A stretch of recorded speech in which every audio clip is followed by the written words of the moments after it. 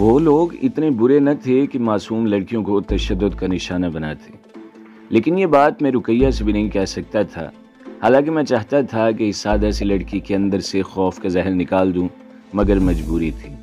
وہی باتیں، وہی اصرار بخشی سعید نے بھی رات سونے سے قبل کیا تھا۔ جون جون چاروں طرف سے ایک ہی بات پر دباؤ بڑھتا جا رہا تھا، میری گھبراہٹ میں بتدریج اضافہ ہوتا چلا گیا تھا۔ اس کا صاف مطلب یہی تھا کہ میرے بیان پر یقین نہیں کیا گیا تھا۔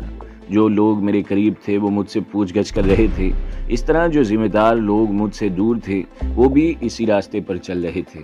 دوسرے دن صبح 10 بجے ایک سکھ میجر اور اس کے ساتھ 3 نوجوان جیپ لے کر آئے تھے اور مجھے کمانڈنگ آفیسر کا خط دکھایا۔ خط کا متن معذرت خواہانہ تھا۔ کرنل نے لکھا تھا کہ اسے اس کے باوجود بلانا پڑا کہ ڈاکٹر نے سک لیو کی سفارش کی ہوئی ہے۔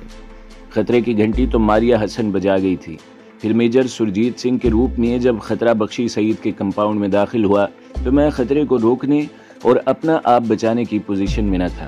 میرے لیے یقین کر لینا کوئی مشکل نہ تھا کہ راز فاش ہو چکا ہے اور مجھے پہچان لیا گیا ہے۔ خط معذرتی انداز میں اس لیے تحریر کیا گیا ہوگا کہ شکار رسی توڑانے کی کوشش نہ کرے۔ میجر سرجیت سنگھ مجھے آفیسر میس کے کمرے میں چھوڑ کر واپس چلا گیا تھا۔ میں نے کھڑکی کا پردہ سرکایا۔ برآمدے کی 3 ستون تھے اور ہر ستون کے ساتھ ایک مسلح نوجوان کھڑا تھا۔ Major Surjit Singh path way پر ایک نوجوان کیپٹن سے باتیں کرتا کار پارک کی جانب ہولے ہولے جا رہا تھا۔ میں سمجھ چکا تھا میں زیر حراست ہوں۔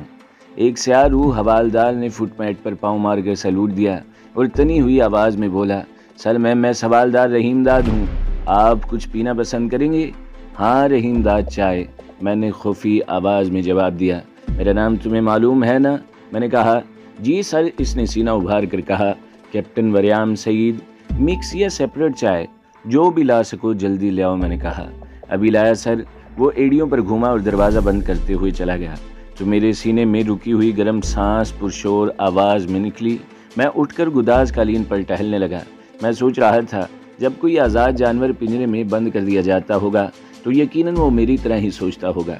اسے بھی میری طرح اپنی دنیا، اپنے لوگ اور آزاد فضائیں یاد آتی ہوں گی۔ مجھے وہ ساری دیکھی ہوئی فلمیں اور پڑھی ہوئی کہانیاں یاد آئی تھیں جن میں جاسوس کے ساتھ ناقابل برداشت اور دہشت ناک سلوک کیا جاتا تھا۔ اگر میں زیادہ دیر ڈپریشن میں رہتا تو شاید میری قوت مدافعت متاثر ہو جاتی، لیکن مارنے والے ہاتھوں سے پہلے بچانے والے ہاتھوں نے مجھے اس خوف کے صحرا سے جلد ہی اٹھا لیا تھا۔ چونکہ میجر سرجیت مجھے یونیفارم پہننے کا حکم دے گیا تھا، اس لیے میں نے وہی یونیفارم جو پہلے دن اتاری تھی وارڈروب سے نکال کر پہن لی تھی۔ ابھی بھی لانگ شوز کی زپ بند بھی نہ کر پایا تھا کہ رحیم داد ٹرے اٹھائے اندر آیا۔ اس لمحے مجھے ایک ایسے شخص کی زندگی پر رشک آیا تھا جو عہدے اور صورت کے حوالوں سے قابل نفرت نہ سہی مگر قابل توجہ بھی نہ تھا۔ وہ آزاد تھا، وہ اپنی مرضی کا مالک تھا، جبکہ میں خود کو خطرات کا بدنصیب قیدی سمجھ رہا تھا۔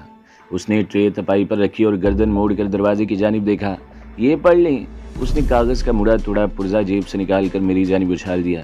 مجھے زبانی ہدایت ملی ہے کہ آپ کو یہاں سے نکال کر شاہ جی کے ڈیرے پر پہنچا دوں، اس نے کہا۔ میں نے کاغذ سیدھا کیا۔ چند سطریں کچی پینسل سے لکھی ہوئی تھیں۔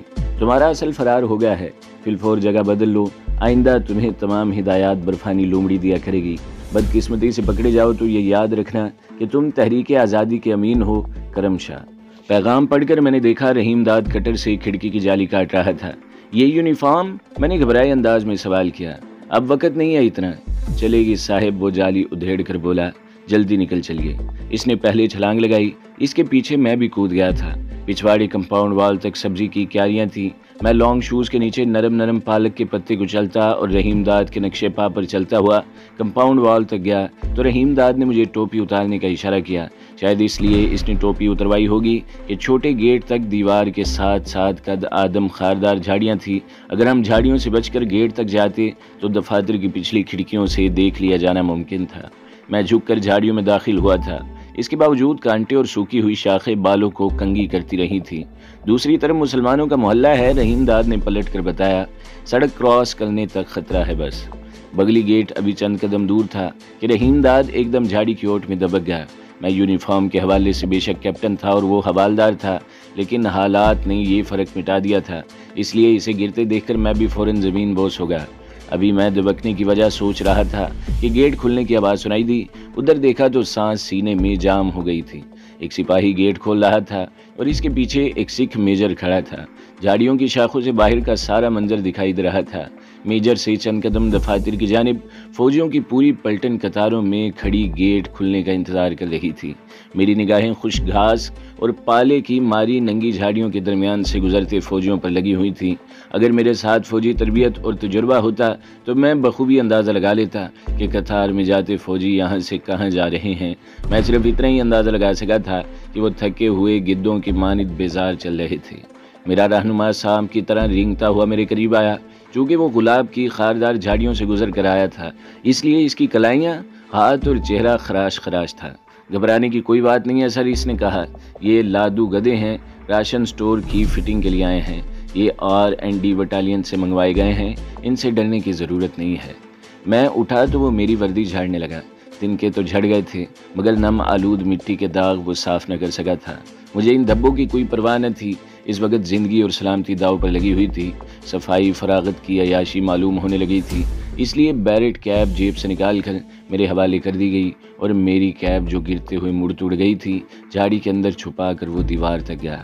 ایڑیاں اٹھا کر باہر دیکھنے لگا، پھر مجھے ہاتھ سے ایڈوانس کا اشارہ دیتے ہوئے وہ تیز تیز چلتا مجھ سے پہلے چھوٹے سے گیٹ سے باہر نکل گیا تھا۔ سڑک مصروف تو تھی لیکن بڑے شہروں کی طرح نہ تھی۔ ہم نے سڑک عبور کی اور محلے کی تنگ اترتی چڑھتی اور مڑتی گلیوں کے جال میں الجھتے ہوئے باہر نکل گئے۔ ادھر بھی پختہ سڑک تھی جس پر زیادہ تر بھاری گاڑیاں دوڑ رہی تھیں۔ ان میں پبلک سروس ٹرانسپورٹ اور فوجی ٹرک تھے۔ آپ اس ٹرک کو لفٹ کا اشارہ دیں گے سر؟ میرے گائیڈ نے فرلانگ بھر دور موڑ سے نمودار ہونے والے فوجی ٹرک کی جانب انگلی سے اشارہ کیا۔ میری حالت تو اس رنگرور جیسی تھی جس کے ہاتھ میں پہلی بار رائفل دی گئی ہو اور وہ ٹریگر پر انگلی رکھ کر انسٹرکٹر کے اشارے کا منتظر ہو۔ میں نے آگے بڑھ کر ہاتھ اٹھایا تو 3 ٹنر گاڑی رک گئی۔ بعد لب انجام مجھے پتہ چلا تھا کہ اتفاق تھا یا میری خوش قسمتی تھی۔ ہندو ڈرائیور نہ صرف تنہا تھا بلکہ پرلے درجے کا احمق بھی تھا۔ شاید وہ فوجی رول سے پوری طرح آگاہ بھی نہ تھا، ورنہ ایک کیپٹن کے حکم پر وہ اپنی منزل کا راستہ کبھی نہ بدلتا۔ مجھے چونکہ پہلے ہی جلدی بتا دیا گیا تھا کہ مجھے کیسا لہجہ اور کون سا راستہ اختیار کرنا ہے، میں نے بارہمولہ کے مائل سٹون دیکھ کر اندازہ لگایا تھا کہ ڈرائیور اپنی منزل سے بالکل برعکس سفر کر رہا تھا۔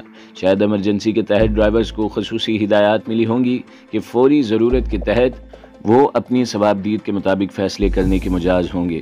آگے MP چیک پوسٹ ہے سر، ڈرائیور نے موڑنے سے قبل ہارن بجا کر بتایا۔ میری ڈیوٹی سلپ کا یہ روٹ نہیں ہے، اس نے کہا۔ میں نے چونک کر اپنے دائیں ہاتھ بیٹھے ہوئے گائیڈ کی جانب دیکھا، پھر اچانک مجھے احساس ہوا مجھے اپنا دفاع اور اس سے متعلق حکمت عملی اپنے ہاتھوں میں لینی چاہیے۔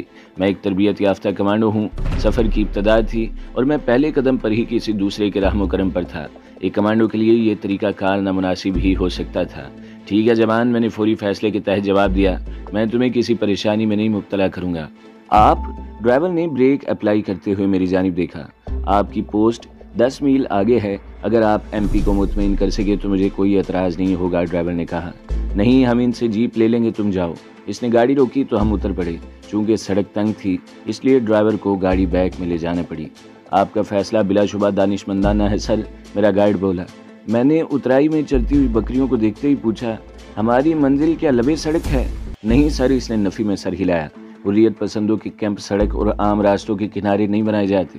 ہمیں تقریباً 5-6 میل آگے جا کر بائیں ہاتھ اترنا ہوگا، یہی نالا عبور کر کے جنگل کے بیچوں بیچ پھر 5 میل اندر جانا ہے، وہاں چرواہوں کی بستی ہے، میرے گائیڈ نے کہا۔ میں نے پہاڑیوں پر نگاہوں کا سفر دائیں سے بائیں سری نگر شہر تک طے کیا اور اندازہ لگایا کہ پیدل شارٹ کٹ راستوں سے اس نامعلوم بستی سے شہر تک کا فاصلہ 10 میل سے بھی کم ہوگا۔ ہمارے ساتھی شہر کے لیے کون سا راستہ اختیار کرتے ہیں؟ میں نے کہا۔ 2 پہاڑیاں، ایک جنگل، اس نے ادھر دیکھتے ہوئے کہا۔ میں تو 1 گھنٹے میں شہر سے بستی میں چلا جاتا ہوں، اس نے کہا۔ تو پھر یہ طویل اور خطرناک راستہ کیوں اختیار کیا گیا ہے؟ میں نے کہا۔ آپ کی خاطر سر، اس نے میری وردی کی طرف دیکھا۔ وہ راستہ آباد ہے، چرواہے، فارسٹرز، دیہاتی اور اطراف میں پھیلے ہوئے سیکیورٹی فورسز کے جاسوس، کیا آپ جیسے آفیسر کا سفر خفیہ اور محفوظ رہ سکتا ہے؟ اس نے کہا۔ ہاں، میرا بھی یہی خیال ہے۔ میں نے قدم بڑھایا۔ یہ بتاؤ چرواہوں پر کہاں تک اعتماد کیا جا سکتا ہے؟ میں نے کہا۔ یہ بھی ہماری سوسائٹی کا ایک حصہ ہے سر، وہ میرے ساتھ اترائی اترتے ہوئے بولا۔ جس طرح دیگر شعبوں میں اچھے برے لوگ ہوتے ہیں، اسی طرح چرواہوں میں بھی ہیں۔ کچھ ایسے ہیں جو ہمارے قابل اعتماد انفارمر ہیں، ہماری ہر طرح سے مدد کرتے ہیں، اور ان میں بکاؤ لوگ بھی ہیں۔ ایسے لوگوں کے ہاتھوں ہمارا نقصان بھی ہوتا رہتا ہے، اس نے کہا۔ وہ 2 چرواہے دیکھ رہے ہو؟ میں نے ندی کے کنارے پتھروں پر بیٹھے آدمیوں کی جانب اشارہ کیا۔ اگر ان سے لباس مل جائے تو ہم بے خطر سفر کر سکتے ہیں، میں نے کہا۔ میں کوشش کروں گا سر، اس نے اپنا رینک بازو سے ادھیڑ کر جھاڑیوں میں پھینک دیا۔ میرا خیال ہے معقول قیمت پر راضی ہو جائیں گے، اور کچھ نہیں تو 2 چادریں مل گئیں تو بھی کام چل جائے گا۔ نیچے اتر کر میں گھنی جھاڑیوں کی اوٹ میں بیٹھ گیا اور میرا ساتھی لباس حاصل کرنے پایاب ندی عبور کرتا ہوا ان تک گیا۔ 2 منٹ وہ گفتگو کرتے رہے، پھر تینوں نے ایک سگریٹ سلگایا۔ میں امید و وہم کے درمیان پتھریلی زمین پر بیٹھا صرف دیکھ ہی سکتا تھا۔ اگر چرواہے غیر متعلق اور مسلمان نہ ہوتے تو شاید میں اتنی بے بسی کا شکار نہ ہوتا، مگر مجبوری تھی۔ میں ابتدا کسی مسلمان کے خون ناحق سے نہیں کر سکتا تھا۔ اس وقت حیرت سے میری آنکھیں پتھرا گئی تھی جب چرواہے نے تن کا لباس اتار کر اریانی چادر سے ڈھانپ لی تھی۔ گو موسم شدید سرد نہ تھا، لیکن ایک چادر انسانی بدن کو سرد ہواؤں کے اثر سے محفوظ نہ رکھ سکتی تھی، لیکن ان لوگوں نے پیسے کی خاطر لباس اتار دیے تھے۔ حیرت کا وقتی اثر جلدی ہی میرے ذہن سے صاف ہو گیا تھا۔ لباس کو میلے کہنا میل کی توہین تھی۔ جس طرح برسوں غیر استعمال رہنے والے فرنیچر پر گرد کی موٹی تہ جم جاتی ہے، اسی طرح ان کپڑوں پر میل کی تہ جمی ہوئی تھی۔ میل کو تو آنکھیں بند کر کے درگزر کیا جا سکتا تھا، مگر بدبو ناقابل برداشت تھی۔ ایسی عجیب بو تھی جس کو میں کوئی نام نہ دے سکا تھا، لیکن آنکھوں کی طرح ناک سے سانس بند کر کے مجھے وہ لباس یونیفارم پر چڑھانا پڑا تھا۔ بس یہی سوچ کچھ اطمینان بخش تھی کہ یونیفارم کی وجہ سے میل اور جسم کا براہ راست تعلق نہ تھا۔ میں چہرہ اوپر اٹھائے آکسیجن کی زیادہ مقدار حاصل کرتے ہوئے کپڑوں سے اٹھنے والی بدبو سے بچنے کی کوشش کرتا رہا تھا۔ پھر جب اترائی کی وجہ سے مسلسل گردن تان کر رکھنے کی ہمت جواب دے گئی تو مجھے احساس ہوا تھا کہ اب کپڑوں میں پہلے جیسی سرانڈ نہیں ہے، اس لیے کہ میں اس سرانڈ کا عادی ہوتا جا رہا تھا۔ اترائیوں، چڑھائیوں اور خاردار جھاڑیوں سے ہٹے دشوار گزار راستوں پر وہ میرا پہلا سفر تھا۔ لانگ بوٹ چونکہ نئے تھے، اس لیے ایڑیوں پر آبلے پھوٹ کر زخم بن گئے تھے، لیکن کوئی متبادل انتظام نہ تھا۔ 1 میل جب برہنہ پا چلا تو نرم و نازک تلوے درد کرنے لگے تھے۔ مجبوراً پھر بوٹوں کے اندر پتے رکھ کر پہن لیے تھے، جبکہ میں سوالدار بڑے آرام سے چل رہا تھا۔ جب ہم کچی جھگیوں کی بکھری ہوئی بستی میں داخل ہوئے تو سورج مغربی پہاڑیوں کے نیچے اتر رہا تھا۔ جھگیوں کے آس پاس عورتیں اور بچے چلتے دکھائی دے رہے تھے۔ ہم جدھر سے گزرتے عورتیں سارے کام چھوڑ کر غور سے دیکھنے لگتی تھیں۔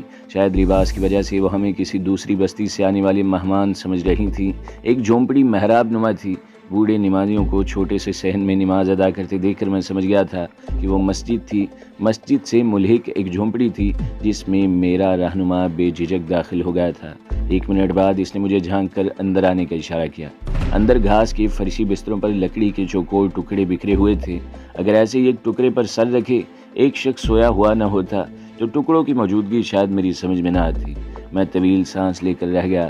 آسائش پسند انسان آسائشوں سے دور کیسی زندگی بسر کر رہے تھے؟ یہ وہ انسان تھے جنہوں نے آزادی کی خاطر گھروں کی ساری آسائشوں اور تمام رشتوں سے دور اپنی ایک دنیا بسا رکھی تھی۔ بیٹھ جائیں سر، میں سوالدار نے ایک بستر کی طرف اشارہ کیا۔ شاہ جی اندر عبادت میں مصروف ہیں۔ میں بوٹ اتارنے کے لیے جھکا ہی تھا کہ السلام علیکم کی آواز سن کر میکینکی انداز میں اوپر اٹھتا چلا گیا۔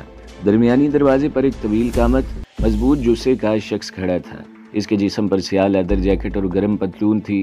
داڑھی کے سیاہ بالوں میں چاندی کے تاروں جیسے بال بھی تھے جو اس بھرے بھرے شفاف گلابی چہرے کو باوقار بنانے میں معاون تھے۔ اس نے ہاتھ مسافے کے لیے بڑھایا اور میں نے قدرے جھک کر دونوں ہاتھوں سے تھام لیا تھا۔ الحمدللہ اس نے دوسرا ہاتھ میرے شانے پر رکھا۔ ہم بے حد فکر مند تھے۔ پھر اس نے چہرہ گھما کر میرے ساتھی کی جانب ممنون نگاہوں سے دیکھا۔ شکریہ برادر محترم، آپ نے قوم کی قیمتی امانت قوم تک بحفاظت پہنچا دی ہے۔ یہ میرا فرض تھا حضرت صاحب، اس نے کہا۔ آپ یقیناً تھکے ہوئے ہیں، شاہ صاحب معذرت خواہانہ لہجے میں بولے، مگر پیغام ضروری ہے۔ پوسٹ 3 تک چرک کی واپسی کی اطلاع پہنچانا ضروری ہے، انہوں نے کہا۔ فرض کی ادائیگی کے سامنے تھکن بے معنی جذبہ ہے جناب، میرے معاون نے کہا۔ جزاک اللہ، جائیے جلدی جتنی جلدی ہو سکے۔ شاہ صاحب نے میرا ہاتھ پکڑا اور اندر لے گئے۔ دوسرے کمرے میں بھی 4 بسترے تھے اور چاروں بستروں پر اسلحے کی پیٹیاں اور آتشی ہتھیار پڑے ہوئے تھے۔ پہلے لباس، شاہ صاحب نے زیر لب کہا اور لکڑی کی پیٹی پر جھک گئے۔ اندر سے ویسا ہی لباس نکال کر مجھے دے دیا جیسا انہوں نے پہن رکھا تھا۔ کمبل کا پردہ ہٹا کر شاہ صاحب نے مجھے باتھ روم دکھایا۔ اندر لکڑی کی سرائی نما برتن میں پانی تھا، لیکن وہ پینے کے لیے رہا ہوگا کیونکہ عام استعمال کے لیے پتھر کا ٹب لبالب بھرا ہوا تھا۔ پتھر ہی کی ناہموار سل پر کپڑے دھونے والا صابن رکھا ہوا تھا اور بدوزا خشک شاخوں کا ایک ٹاول سٹینڈ تھا جس پر صاف تولیہ تھا۔ میں نے زخموں کی وجہ سے پاؤں بجا کر غسل کیا اور شاہ صاحب کا دیا ہوا صاف ستھرا لباس پہن لیا۔ غسل اور نئے لباس کے احساس نے ساری تھکن دور کر دی تھی۔ گرم کپڑے کو پاجامے کی طرز پر تیار کر کے پتلون بنائی گئی تھی۔ وہ پتلون تھی یا پاجامہ، لیکن مجھے پہن کر راحت ملی تھی۔ باہر نکلا تو دسترخوان بھی چکا تھا اور شاہ صاحب دیگچی سے ساگ پلاسٹک کے پیالوں میں ڈال رہے تھے۔ روٹی نہ صرف ٹھنڈی تھی بلکہ خشک بھی تھی، لیکن دل میں اعتراف کرنا پڑا تھا کہ زندگی میں پہلی بار مجھے کھانے میں لطف آیا تھا۔ اب اگر کچھ باتیں ہو جائیں تو آپ کو اعتراض نہ ہوگا، مگر فرض پر اس ضرورت کو ترجیح نہیں دی جا سکتی، میں نے کہا۔ بے شک، شاہ صاحب بولے، باہر تو اور پیٹ کی ضرورت کا خیال رکھنا پڑتا ہے۔ میں یہ پوچھنا چاہوں گا کہ آپ سے وہاں کیسا سلوک ہوتا رہا ہے؟ وہ برفانی لومڑی کی اطلاعات تسلی بخش رہی ہیں، پھر بھی مجھے ان لوگوں نے قبول کر لیا تھا اور آج صبح تک معاملہ تو ٹھیک ٹھاک تھا، لیکن کل اچانک ایک حادثہ رونما ہوا۔ شاہ صاحب بتانے لگے، وریام کو دوسری پوسٹ پر ٹرانسفر کیا جا رہا تھا، اس کے ساتھ 2 آدمی تھے۔ حادثہ کیسے ہوا یہ بتانے کے لیے ہمارے پاس کوئی آدمی نہیں، اس نے کسی طرح رائفل چھین لی ہوگی اور دونوں محافظوں کو ہلاک کر کے فرار ہو گیا تھا۔ ایک دیہاتی لڑکا وہاں قریب تھا، اس نے اس حادثے کی اطلاع فوراً قریبی پوسٹ کو دی، لیکن اس وقت تک وریام خود کو جنگل میں روپوش کر چکا تھا۔ یہ بھی قیاس کیا جاتا ہے کہ فوجی سراغ رساں نے اسے چھڑا لیا ہو، اسے 2 فوجیوں کے ساتھ بھی دیکھا گیا تھا۔ وجہ کچھ بھی رہی ہو جناب، میں نے ہونٹ چباتے ہوئے کہا، میرے لیے یہ معاملہ اس لیے افسوسناک ہے کہ اللہ کی راہ اور اس قوت کے لیے میری ذات بیکار ہو چکی ہے۔ میں نے کہا، یہ آپ نے کیسے سوچ لیا میرے عزیز؟ شاہ صاحب پرجوش انداز میں بولے، آپ تو ہمارے لیے اور اس نوبل کاز کے لیے پہلے سے بھی کہیں زیادہ کارآمد ہو چکے ہیں۔ آپ نے پوری بات نہیں سنی۔ آپ کے لیے اطلاع ہے کہ ہماری متلاشی نے اسے راستے میں ہی جا لیا تھا۔ انہوں نے کہا، لیکن اب ہم ان کو دھوکہ نہ دے سکیں گے۔ میں نے کہا، وہ ہمارے منصوبے سے آگاہ ہو چکے ہیں۔ شاہ صاحب کے چہرے پر مسکراہٹ ابھرنے لگی۔ اگر وہ ان تک پہنچ جاتا تو بلا شبہ ہمارا منصوبہ ناکام ہو جاتا، مگر ان تک صرف اطلاع ہی پہنچی تھی۔ نئی سچویشن کو نیا رنگ دے رہے ہیں، ہمیں آپ کا انتظار تھا اور اب دوہرا مفاد حاصل کرنے کی پوزیشن میں ہیں۔ شاہ صاحب نے گھاس کے نیچے سے فائل نکال لیا۔ ہمارے بہت سے ساتھی ان کی قید میں ہیں، جن میں چند بے حد اہم لوگ بھی ہیں۔ وریام اور اس کا ساتھی جھڑپ میں مارے گئے ہیں۔ آپ کی یونیفارم بھی وہی ہے جو کیپٹن وریام پہنے ہوئے تھا۔ اس کی لاش ندی میں بہا دی جائے گی۔ یہ خیال اس کی لاش دیکھ کر میرے ذہن میں پیدا ہوا تھا۔ وہ فرار کے دوران پہاڑی سے پھسل گیا تھا۔ لاش ہمارے ہی آدمی برآمد کریں گے اور تھانے میں رپورٹ دیں گے۔ وہ چرواہے کے بھیس میں ہوں گے اور گواہی دیں گے کہ فوجی آفیسر سری نگر کی طرف سے آتے ہوئے پھسل کر ندی میں گرا تھا۔ اس طرح وہ یہی سمجھیں گے کہ وریام کا ڈپلیکیٹ گرفتاری سے بچنے کے لیے بھاگ رہا تھا، شاہ صاحب نے کہا۔ تو دوستو، اگلی قسط سننے کے لیے ہمارے چینل کو ضرور سبسکرائب کریں، ویڈیو کو لائک کریں اور بیل کے آئیکن پر بھی کلک کر دیں تاکہ ہر جو آنے والی ویڈیوز ہیں وہ آپ کو سب سے پہلے ملتی رہیں۔